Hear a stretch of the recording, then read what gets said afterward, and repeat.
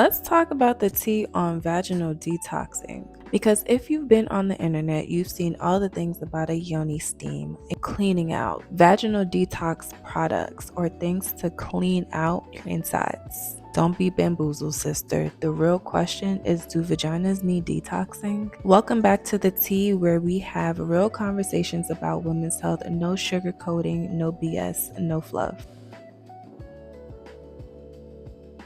Hi, my name is Anna. I'm a women's health nurse practitioner, and I'm here to help you out, sis. Vaginal detoxing is something that I see a lot online, and I do have my patients come in asking me what are my thoughts on vaginal detoxing, if they need a yoni steam, a yoni pearl, a washout. So let's start with this. The vagina is self-cleaning. You see how smart our bodies are? It has its own natural system that maintains its balance through healthy bacteria, primary lactobacillus, and acidic pH, and natural discharge. So your body is already designed to protect and regulate itself. Again, look at how beautiful our bodies are. So where did this detoxing come from? A lot of it comes from marketing. Products like yoni pearls, vaginal steams, herbal cleanses are often marketed as ways to remove toxins or remove buildup, but medically that's not how the vagina works. With this in mind, I'm fully aware of cultural practices after birth.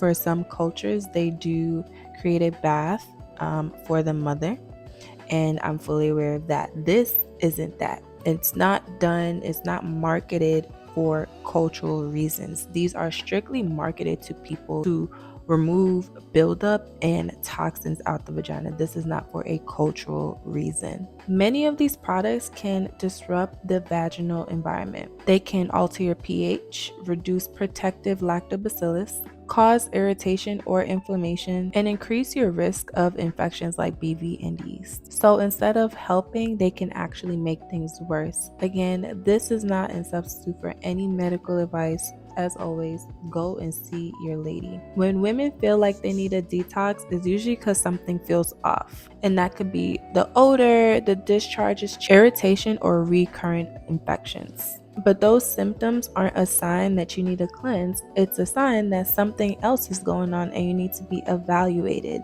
So go and see your lady. A healthy vaginal routine is actually really simple. You want to avoid douching. You want to use a gentle soap like Dove, Bar, unscented, or the original scent. I always recommend this product to my patients. You always want to clean the outside and never in, with something I always tell my patients. So everything on the outside, you can soap it up and wash it off, but never ever go inside with the soap. And especially if you have hair, I do recommend washing the top, the mons pubis, with soap and water. Every GYN provider has their own take on this, but as for me, and what I'm gonna recommend to my patients is soap, Dove soap, Bar, Dove soap, unscented, or the original scent, and some water.